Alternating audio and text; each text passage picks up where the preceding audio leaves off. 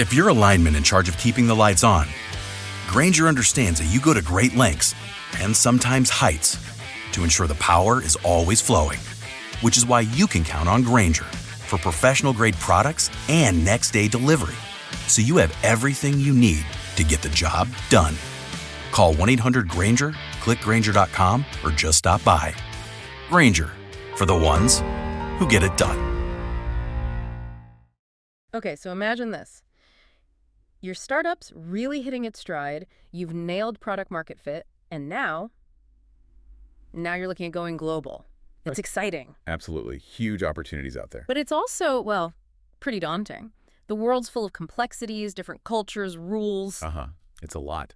And that's exactly what we're diving into today. We're kind of giving you a shortcut, drawing insights from Chapter 12 of Emmanuel Bakar's Startup Process Improvement, Volume 1, Turning Chaos into Cash. Right. The goal here is to hand you a practical roadmap for that international expansion. Right. We're really focusing on how you scale your operations, your processes across different countries and cultures effectively. So the million-dollar question, really, is how do you take what works at home and make it work globally without losing that efficiency, that quality that made you successful in the first place? Exactly. This deep dive, then, is about tackling those unique challenges, those opportunities, and figuring out how to balance keeping things consistent while also, adapting where you need to. Precisely.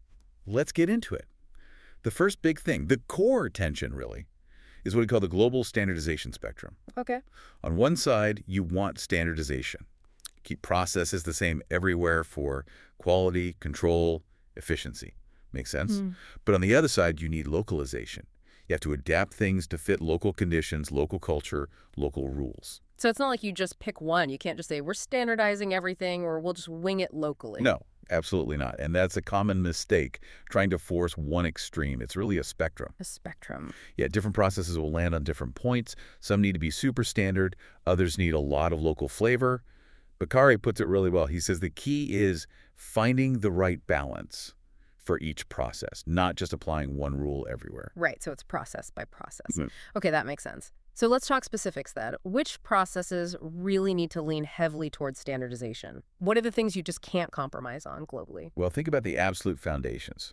Financial processes are a huge one. Okay, yeah, money. Exactly. Your accounting standards, financial reporting, how you handle budgets, cash flow, investment approvals, these need to be rock solid and consistent.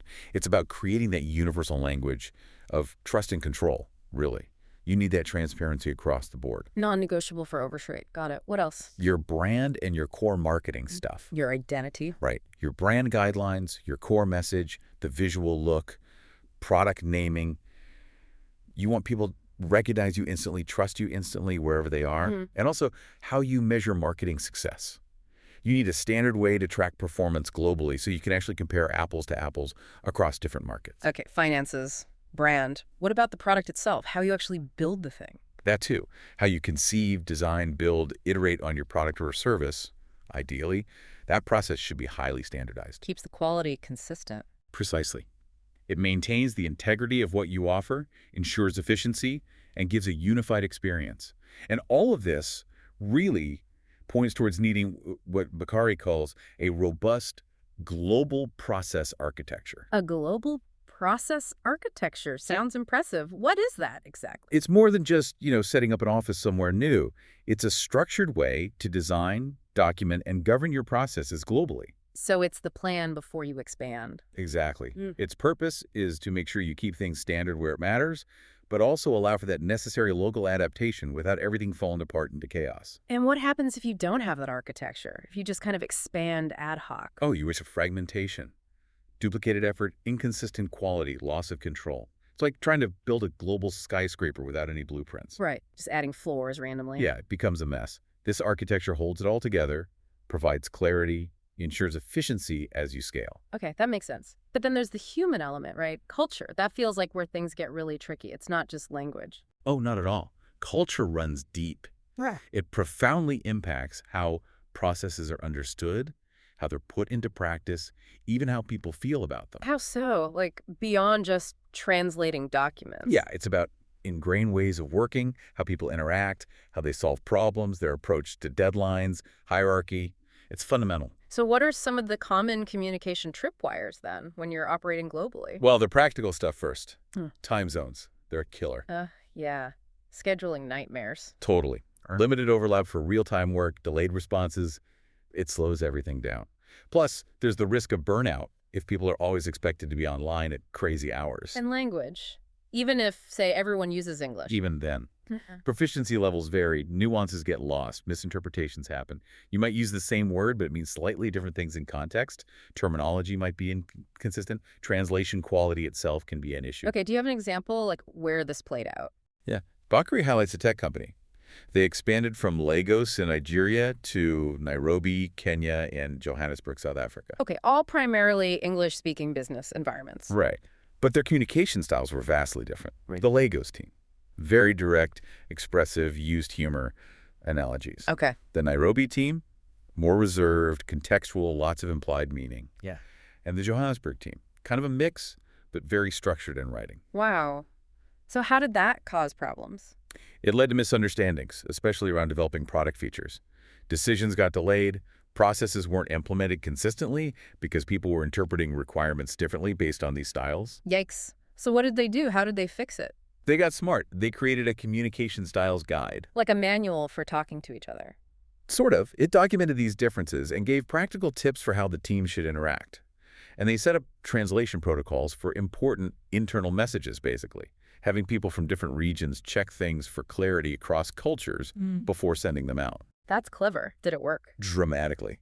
Misunderstandings dropped by over 60%, apparently. Yeah. And it really sped up getting processes rolled out consistently. Wow, that's a great example of actively building bridges. It's easy to just blame language, but these cultural nuances are huge. Okay, so besides culture and communication, what other big risks do you need to manage when going global? Compliance feels like a big one. Huge. Absolutely huge. Ignoring regulations in new markets, they can lead to massive fines, damage your reputation, even shut down operations. Remember compliance processes from our earlier dive. Core category. Exactly. They're vital safeguards for a reason, especially globally. So beyond the cultural side, what are the key sort of legal and regulatory risks we're talking about? Well, there's global contract management, making sure your agreements hold up everywhere. Protecting your intellectual property is critical for startups. Yeah, definitely. How you handle disputes, managing different legal entities in each country. It's complex. You absolutely need good local legal advice in every single market you enter. No cutting corners there. No way. And then there's cybersecurity. Oh, yeah. Especially with the data privacy laws being so different everywhere. GDPR, CCPA, others. Exactly. You need a global privacy framework, but one that can adapt to local rules. Strong data classification, secure ways to move data across borders, and a really solid plan for what happens if there's a breach. The cost of getting that wrong must be enormous. Astronomical. Not just fines, but losing customer trust, especially if you mishandle their data because you didn't understand local laws. That could be catastrophic. Okay. Risk management is key. Shifting gears slightly, what about the actual operations, like supply chains? Scaling that globally sounds like a monster challenge. It is. It falls under that logistical and supply chain risk category in your process architecture. Yeah. You need to think about diversifying your supply chain. Don't rely on one source or region. Develop local suppliers where possible. Optimize your shipping and logistics that's different everywhere. Manage inventory across borders effectively. And crucially, maintain quality control when production or service delivery is spread out. It's intricate. Is there a case study that shows how getting the process right helps here? Yes, definitely. Think about global freight logistics. Mid-sized company expanding into North America and Europe, and they were really struggling. How bad was it? Pretty bad. Operations were fragmented. Their on-time delivery rate was only 77%. It took them an average of 27 days to get an order to a customer. 27 days. Ouch. Customers must have been leaving. They were. Satisfaction was down at 68%. They were losing business fast. Classic case of expansion outpacing process capability. So what turned it around? Did they just buy new software? No, and that's the key. They took a radical process-first approach. They built an integrated process architecture for their whole global supply chain. Okay. They blended methodologies like Lean to cut waste, Six Sigma for quality. They standardized the core stuff like order fulfillment and shipping protocols, but built in flexibility for regional differences like customs rules. Then they brought in technology, but selectively to support those now optimized processes. So process first, technology second. What happened? The results were stunning. On-time delivery jumped to 98%. Wow. Order to delivery time, slashed at just 7 days. From 27. Incredible. Yeah. And customer satisfaction soared to 92%. Yeah. It just shows the power of getting those underlying processes right before you throw tech at the problem, especially globally. That's a powerful story. And it brings up customer support, too. We touched on Tech Connect solutions before. Even if your supply chain works, if support is bad, you still lose customers, right? Especially globally. Absolutely. Tech Connect, remember they had teams in Lagos and Austin. They were facing a horrible 47% customer churn. 47%. Yeah. Average response time was 22 minutes. Customer satisfaction was only 62%.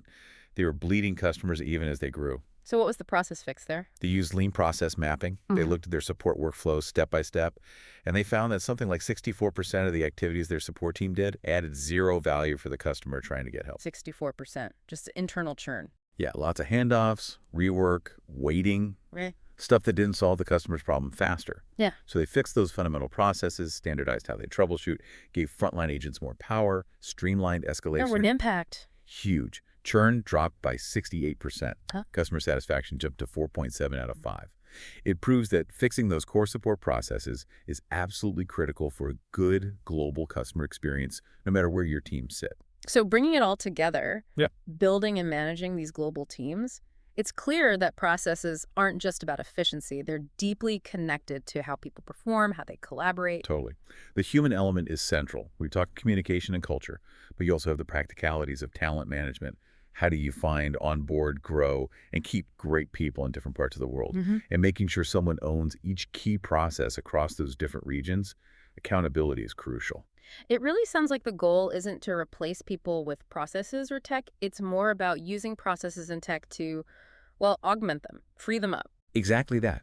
It's about empowering your teams, wherever they are, to do their best work, to focus on higher value stuff like innovation, problem solving, really connecting with customers, not just getting bogged down in inefficient workflows. Okay, so let's wrap this deep dive up. We've covered a lot of ground. That crucial balancing act between standardizing and localizing. The spectrum. The need for that global process architecture as a foundation, navigating tricky cultural and communication waters. Yeah, and proactively managing risk, legal, cyber, supply chain. And seeing through examples like Global Freight and Tech Connect, just how powerful that process-first thinking is for scaling supply chains and customer support globally. It's definitely complex, Yeah. but getting that foundation right is what enables sustainable success, not just chaotic growth. So for you listening, here's your actionable takeaway. If global expansion is on your radar, even distantly, pick just one core process in your startup right now, one that you know would need significant changes for an international market. And this week, just start mapping it out. What would need to change? What are the potential adaptations? Just take that first step. Yeah, just start thinking it through. And that leads us to a final thought, something to maybe chew on. Okay. In this world that's getting more connected but also more diverse every day, how can you flip the script? How can embracing the complexities of going global, instead of just putting up with them, actually become your startup's biggest competitive advantage? How does navigating that complexity will set you apart?